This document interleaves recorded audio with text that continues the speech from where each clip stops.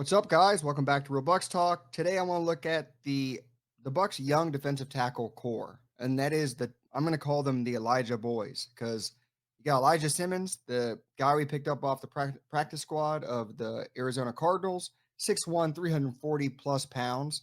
So he's got that anchor. He's got that Vita Vea body, but even shorter. And then you got Elijah Roberts, our draft pick. He's been showing out in the pass rush. You're going to see today the running game, he's going to get a little bit better at that because he plays a little bit high like Logan Hall does, but still, there's room to be made for progress. But we'll break it down. So checking it out, 343, whatever he is, holding up two guys, anchoring, both feet planted to the ground, looking in the backfield. Look at the eyes. I love that. Holding this guy off of him. He's right there to make a play. As you can see, like someone gets a little hold here, doesn't allow him to get off or disengage. But let's not complain about flags. There's flags on every damn play. And then we're going to look at Elijah Roberts. What did he do in his? He gets pushed back. Like I was saying, he gets a little high. He's getting singled, but he's getting driven back as well. Yes, there could be another hold. Look at the jersey getting pulled. His whole body's getting twisted. He can't get off at all. Hands in the air. Let's not complain, guys, because we're going to get flagged every week for dumb crap. And if we keep complaining about that, that's all we're going to see. So let's worry about the plays that can be had and should be made. Let's keep going down the line. Another running play. Check out Elijah Simmons first here in the middle. He's just anchoring, man. So he's going with the play. The guy's trying to, they first initially get two guys on him. He bulldozes right through one of them, stands the other guy up, and starts driving, not allowing himself to get pushed back. He's maintaining that line. So there's no push from the offensive line. That's the biggest thing. You want displacement, right? But he's anchoring, get his eyes around, plants that back foot into the ground to prevent him from being pushed over. And then he's right there in place in case this is a backside play. In case Saquon cuts this and picks up yards. The hole is there. But then again, he's right there to make that tackle if it needs to be had. But there we go. I think that was a loss of one on that play. Here we go. This is an actual passing play. Does Elijah Simmons have any pocket pressure, right? Elijah Simmons here, watch him drive his guy back. This is something we similarly see with Vita Vea. Just drive guys back with pure power, right? Bull rush, get under your pad level.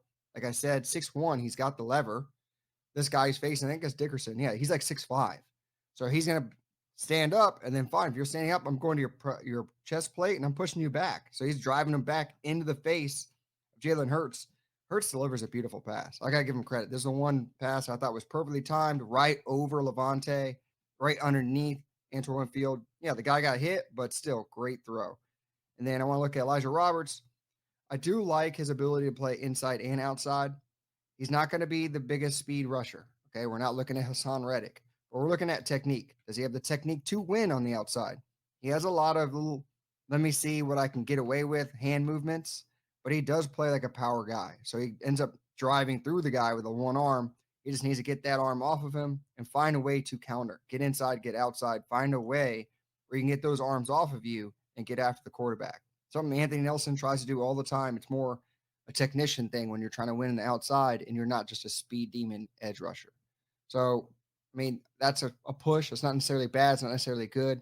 This is where I see him being nasty for the Buccaneers. So he's playing, again, over the tackle, but he's going to win with an inside move. Watch the quickness on this, which Elijah Roberts, like I'm saying, right here, over the tackle, but they end up pushing out wide because Yaya's out there. So he knows everyone's shifting to the left. So what does he do? I'm going to go right into this gap and then shoot into the A gap. This is beautiful, beautiful setup. Get upfield. Once he steps over, it's a powerful swim. Like we always talk about Logan Hall. His swim move is more of like a jump and a tap. His is more, I'm going to push you out of my way, get displacement on that tackle or that guard, and get inside. Quick win. I mean, just right there in the face of Jalen Hurts. It's just the ball came out too fast. Like if he has to hold that at all, like why is there a wide open man? And this is the first half. Like first quarter, our defense was not looking good. Like that, there was communication issues. As you can see, Servassier telling David, go with him at the last second at the snap. Oh, go with him. No one covers him, right? So if there's coverage there, this is ultimately a sack. A sack, or he tries to bail out, but there's nowhere to go. Hassan Reddick getting the pressure on the outside. You got Elijah Roberts winning in the inside. That should have been a sack if there's any coverage behind it. And then I always want to look at the other side too. they're playing them together, and I love this. Like they're getting a lot of reps together. Simmons is just going to drive the pocket. I don't think he's ever going to be a sack demon, but he's going to be able to push the pocket, as we can see, because a lot of his snaps, it's quickness too.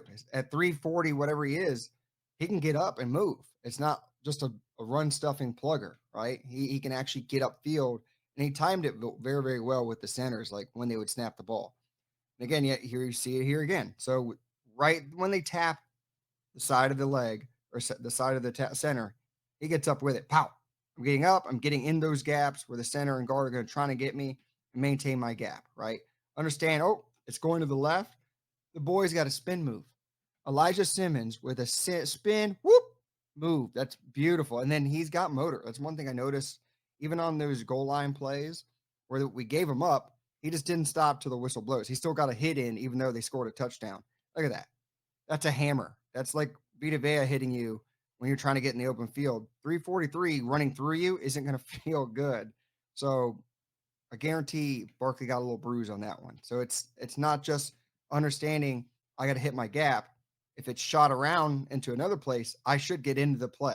That's the stuff where we talk about 11 working as one, staying with the play, attack, and all phases of the game until the whistle blows.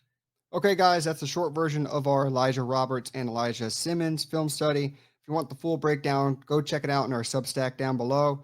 $5 a month or $50 for the year. Check it out. With that said, until the next one.